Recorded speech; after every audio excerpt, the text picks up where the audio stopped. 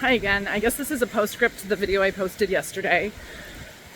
Wow, the comment section. Thank you to each and every one of you, except one person who called me a complainer.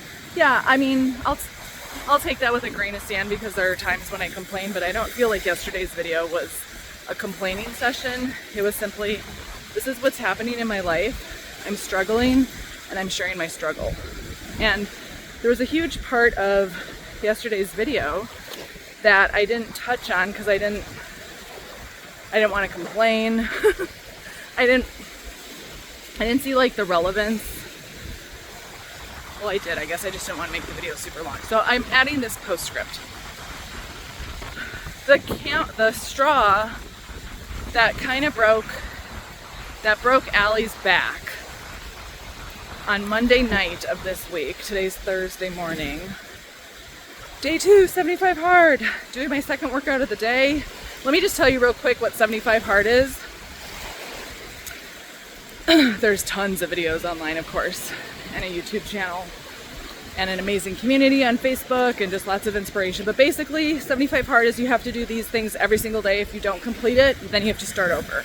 So I have half-assed probably no less than 50 day ones. I got up to day 4 once, but yeah, so today's day 2. You have to drink a gallon of water every day.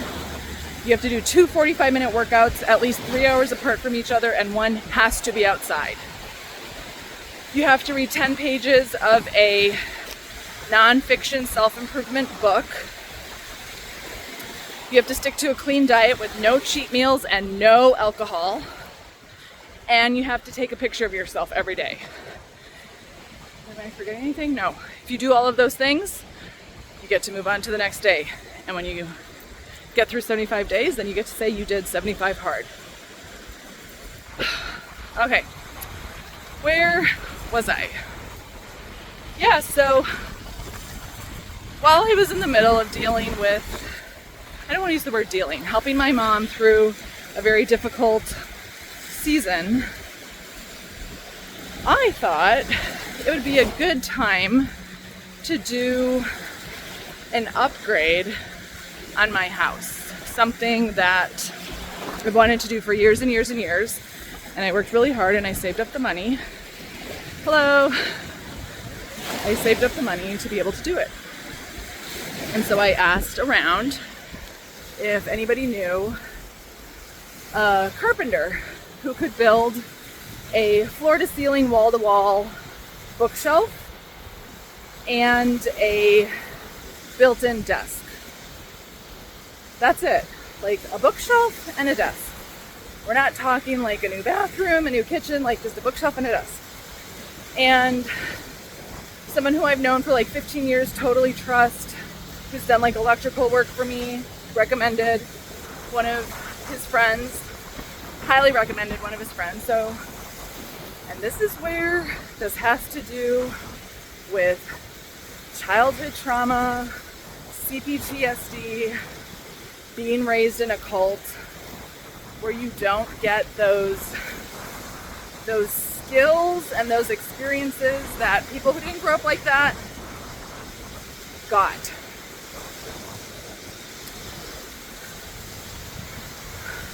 It's so easy with hindsight to look back and be like, ugh, Allie, you didn't do X, Y, Z. And then of course the voice in the head starts name calling myself, like, you're so stupid, how did you not do that, blah blah blah. Like, I'll just start really beating myself up. So mistake number 1, I didn't check his references. I didn't check for any references. I did, after the fact, go on his like Google reviews, and he has like a 4.8 star rating. So even if I had checked that, there were no red flags. Number 2, I didn't have him write out a written contract. Everything was verbal only because I trusted him. Because I trusted who referred him to me, and when I initially met him, it was good vibes. You know, he has like this hippie musician energy, ADHD like me, kind of squirrely, but I get it. And I'm like, I like this guy. He presented himself as being super qualified, that like building bookshelves and cabinets are his thing. He loves to do that. He loves to paint. And so we got started on this project. Am I in mistake number 2 or 3? Well, let's say this is number 4. Mistake number 4.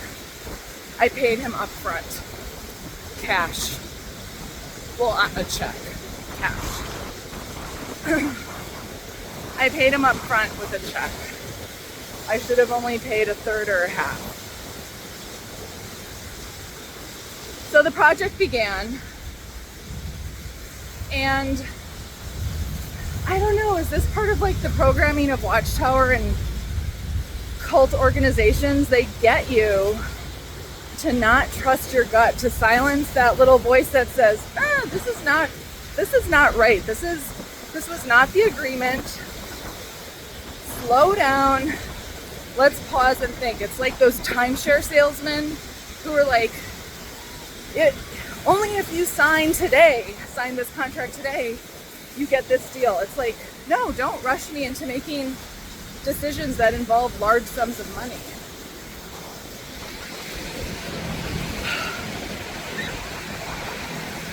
So yeah, right from the very beginning, I designed the project.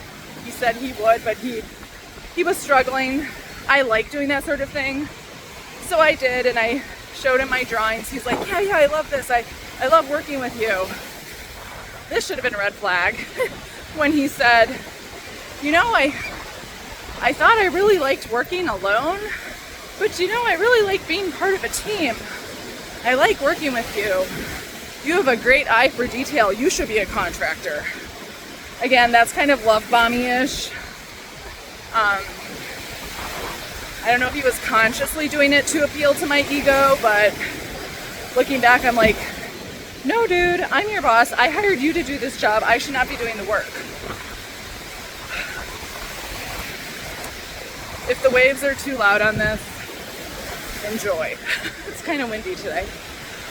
Oh, it's so pretty. Lake Michigan. So the bookshelf was supposed to be, 15 inches deep, and he showed me like how it was coming along. I'm like, this does not look 15 inches deep. And he said, oh, well, I just went ahead and made an executive decision, and I bought boards that were only 11 inches deep because lumber's really expensive, and that was like twice as much. And so I said, okay, I'll compromise. We can proceed. Mind you, he had already built like the frame, which looked like caca. Total crap. But he kept saying, oh, no, I'm gonna like wood putty and wood glue and sand and blah, blah, blah. By this point, I realized he did not know how to make a bookshelf. So if he doesn't even know how to make a square shelf, there's no way that he's gonna make a cabinet. So I went to a big box store and I bought these virgin oak unfinished cabinets that you can paint. Remember, this guy said, painting is my thing. I came home the next night and he had primed the cabinets with oil base, which smells awful. And then he had sanded and he had gouged and glopped up, and it was just awful. Awful. At this point, I'm thinking to myself, maybe it's me. Maybe I'm too OCD. Maybe the problem is me. And don't they always do that to us with Watchtower? They make you doubt yourself and are so brilliant at making you think that you're the problem. So I called one of my friends who is a legit contractor, but he works full time. That's why he couldn't do the project for me. And I said, can you come over here and just look at this? So he came over and he was like, whoa, this is really bad. And at that point, I realized that I wasn't crazy. And I started putting my foot down, because up until this point, I was just being very, very gracious, very compromising, very patient. And then, I think right before my contractor friend came over, he needed more materials. I think it was like a gallon of paint, like not a big deal. And he said, I'm gonna need some money for that. And I said, what? I just gave you a check for thousands of dollars. I'm so upset with myself. I said, I just gave you a check for thousands of dollars. Where did that money go? And he said, quote, I have a bit of a liquidation situation right now. And I said, that situation is not my problem. I gave you this money for my project. Where did it go? And he said, I used it for a different project. In other words, he owes somebody else. It's like people who have a gambling problem and they're constantly having to pay off one loan shark with somebody else's money. With some other fool's money.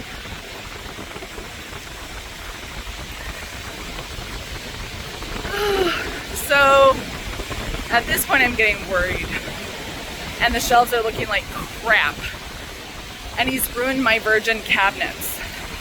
And my house is in complete chaos and disarray. And then he tries to appeal to, like, I guess my female sympathy. And he's like, I'm just having like a lot going on right now.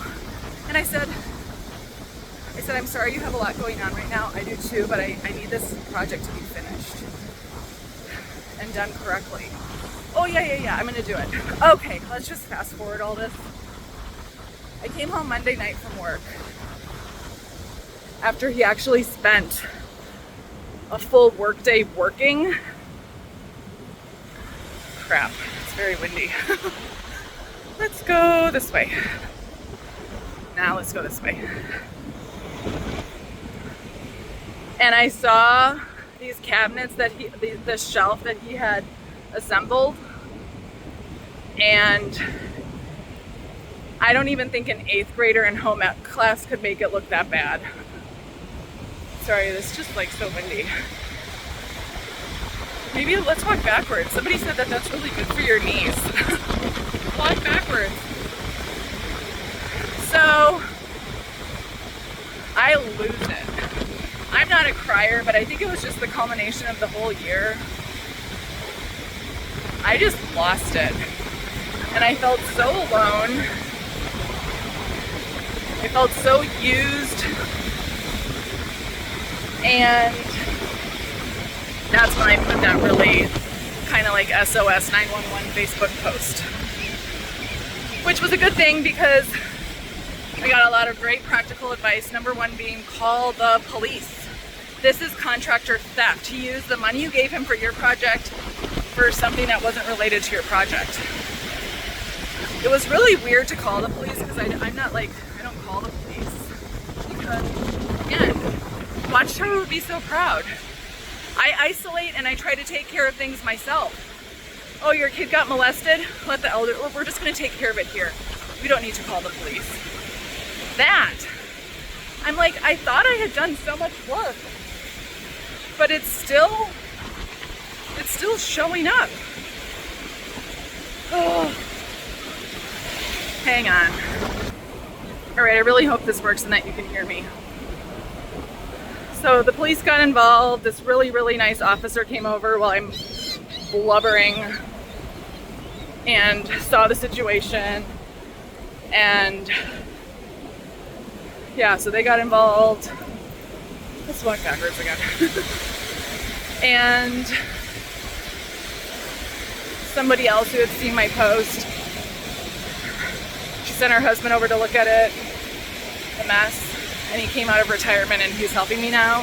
And the difference between like the work of an actual carpenter and this hack job is night and day. So I feel hopeful. So that's the story. That was like the final straw. And maybe it sounds silly and stupid, like whatever, Allie, like it's just that whole like being taken advantage of when you trusted someone and you believed them and you paid up front. Oh, and then, yeah, well, this person is turning out to be a total liar. I'm getting a little lost right now mentally, so I'm gonna wrap this up. Just these cults prime us to like not be critical thinkers when we grow up and to like not have good red flag detectors when it comes to relationships. And right now I just have to forgive myself from that and like remember, not forget, and truly learn the lesson. So that's what I'm thinking about right now on this walk, and just focusing on what I do have control over, because even if I don't get the money back because I didn't have a written contract, even though I have text messages where the details were discussed, that I guess will have to be a very expensive lesson that I had to learn this year. And karma's real. That guy's gonna absolutely, I don't want to say like get what he deserves. I don't think he started off malicious. I think he just got in way over his head. I think that his skill set is at the level of like building IKEA furniture, and he thought he could build a shelf. He clearly can't. It'd be like, I know how to use the tweezers and pull out a splinter, but that doesn't mean I'm going to tell you I can do some surgery on you. Like, it was that level of ineptitude. So let this be a lesson to anybody listening. So one of the things the cop said when he came over, he was so nice. I don't deal with police ever. I'm kind of afraid of them, you know, like when you're driving down the street and you look at your speedometer, like, shoot, was I speeding? He just said, don't trust anybody. And I'm like, but I don't want to live my life that way. Like, that sounds like a really sad way to live life. But I think that's what it comes down to. The harsh reality of trust no one. And so especially for those of us who like call, you know, who say we're like in the XJW community, even when it comes to like meeting people who left Watchtower, don't just trust people. Yeah. I don't know, that's a hard pill for me to swallow, but I think we have to do that. Otherwise we end up just getting used. Okay, enjoy the scene. Hope the volume turned out. Thanks for watching. Don't trust anybody.